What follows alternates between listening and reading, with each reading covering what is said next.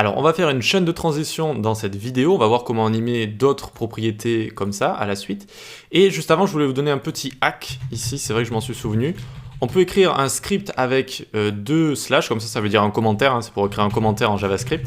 Et le fait de forcer un script dans le head comme ça permet de éviter d'appliquer les transitions sur l'élément quand il va juste être créé avec le CSS_HOM, donc quand il va être rendu pour la première fois. Mais seulement les transitions quand après que, que notre site soit apparu, d'accord? Pas à sa première apparition, mais seulement après quand les éléments se seront tous créés. Ok?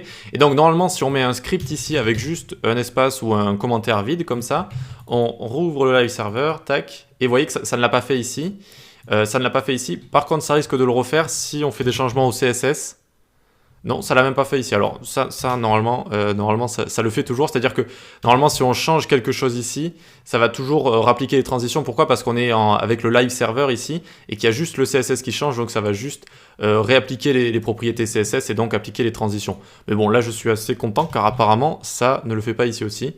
Donc c'est plutôt efficace. Alors, ne vous en faites pas à retenir tout ça. Dans un site complet basique, il y a un script normalement qu'on met à la fin ici. On y viendra très rapidement, vous inquiétez pas.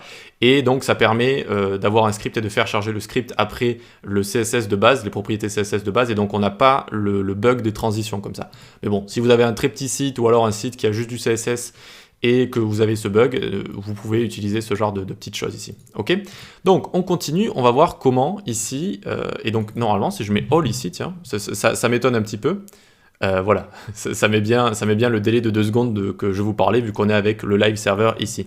Mais normalement ça ne le met plus quand on fait ceci, tac. Vous voyez que quand on ouvre le site ici, parce que là on simule en fait une ouverture de site classique, eh bien là c'est bon, ça ne le fait plus. D'accord? Donc c'est correct, c'est exactement ce que je voulais. Donc si on veut animer plusieurs propriétés les unes à la suite des autres, eh bien on pourrait se dire, bon je vais mettre transform ici et par exemple opacity là. Et non, ça va pas marcher comme ça, ça va pas marcher comme ça. Il faut les mettre à la suite ici. Donc déjà on enlève le délai, ici on fait opacity, on dit que ça va durer 0,2 secondes et is in par exemple. Et ici, on va dire que ça va durer 0,2 secondes également pour faire des choses assez rapides. On fait démarrer notre box à opacity 0, comme ça. Hop, donc hop, elle a disparu, très bien. Et normalement, si je viens ici, regardez.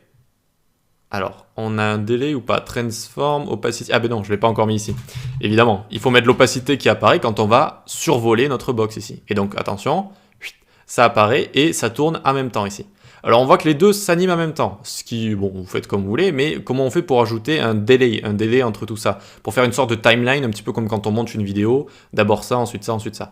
Eh bien on utilise delay en fait, tout simplement ici, 0,2 secondes par exemple sur le transform, donc ça va d'abord apparaître et ensuite tourner, vous voyez, d'abord apparaître, ensuite tourner. Pourquoi? Parce qu'on a mis un delay sur le transform ici, tout simplement.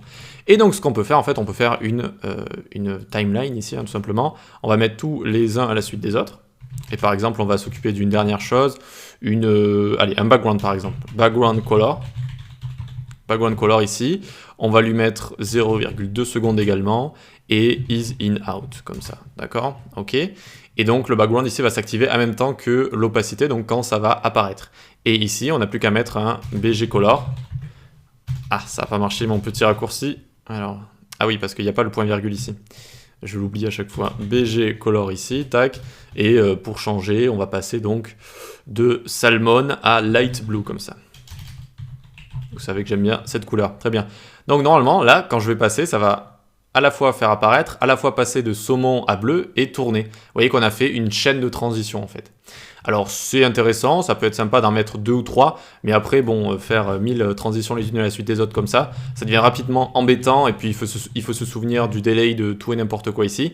Donc il a été inventé quelque chose de génial qui sont les animations et qu'on va pouvoir découvrir dans la prochaine vidéo. Allez, à tout de suite.